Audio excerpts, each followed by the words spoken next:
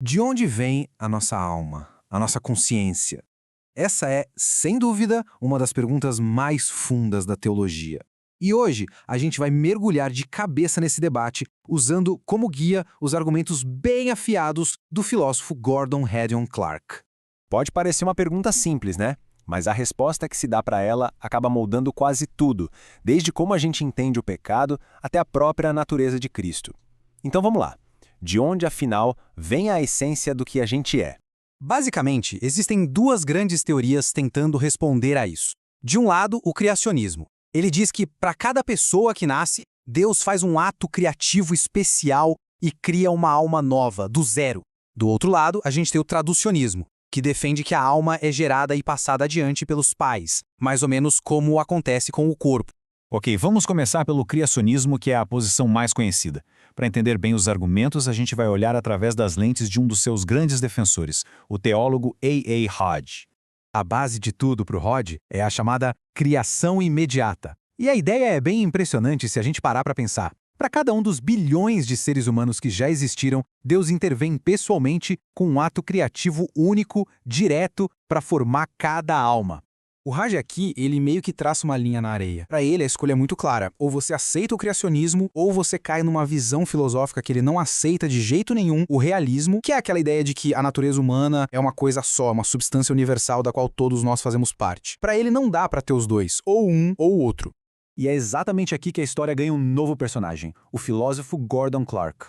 Ele pega os argumentos do Hodge e, ele apresenta uma refutação bem forte, dizendo que a base da defesa criacionista do Hodge tem uma falha fundamental. A primeira grande crítica do Clark é que o Hodge cria um falso dilema. O Clark argumenta que o tradicionismo, na verdade, longe de atrapalhar, até fortalece a ideia de Adão como nosso representante.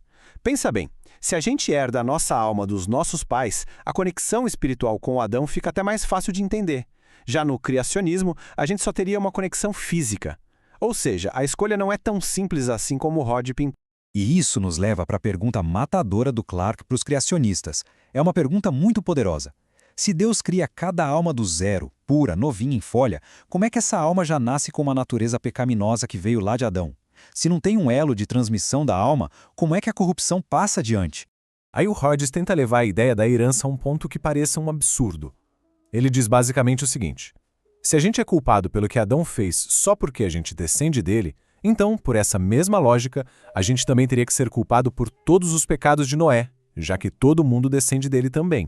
Só que o Clark aponta que isso é um erro bem básico de lógica. Olha só como ele desmonta o argumento. A premissa é, um representante federal, como Adão, tem que ser um ancestral nosso, certo? A conclusão errada do Hodge é, logo, todo ancestral nosso tem que ser um representante federal. O Clark corrige. Não, não é assim que funciona. Deus soberanamente escolheu Adão como o único representante.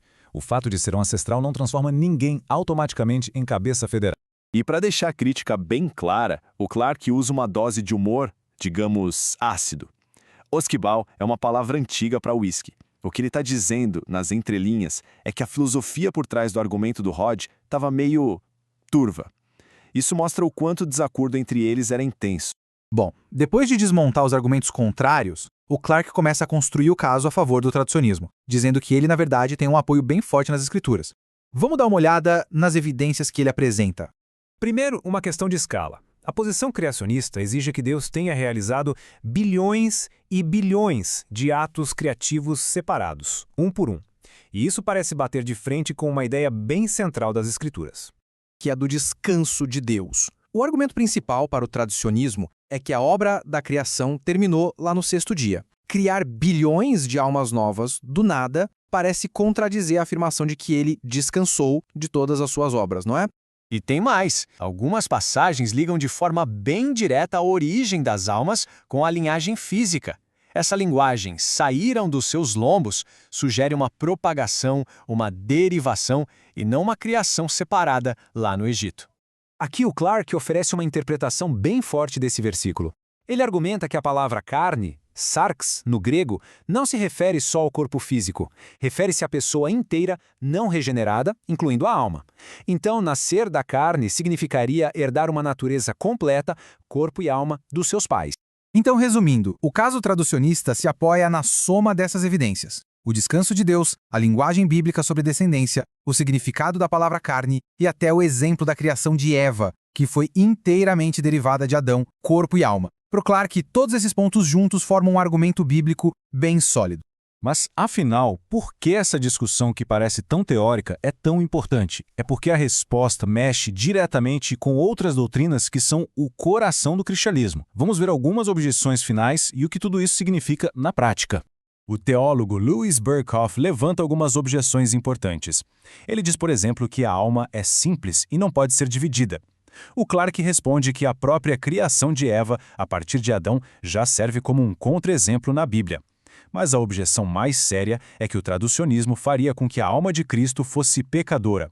E aqui o Clarke rebate, citando a Confissão de Westminster. O nascimento de Cristo não foi por geração ordinária, foi um milagre, um caso único. Como a gente pode ver, a doutrina da origem da alma não é uma ilha. Ela está totalmente conectada com o jeito que se entende o pecado original e, o mais importante, com a doutrina da natureza de Cristo. Se você mexe numa peça, o quebra-cabeça teológico inteiro se altera. Então, o que a gente tira disso tudo? Que esse não é só um exercício intelectual. A maneira como se responde a essa pergunta define como se enxerga a nossa conexão com Adão, a natureza que todos nós compartilhamos e, principalmente, o que torna o nascimento e a pessoa de Cristo algo absolutamente único na história. Isso nos deixa com uma pergunta para a gente refletir. Se a visão traducionista estiver certa, e a gente herda a nossa natureza por inteiro, o que isso realmente significa para a nossa conexão uns com os outros e para a ideia de uma responsabilidade coletiva da humanidade? É uma questão que vai muito além da teologia.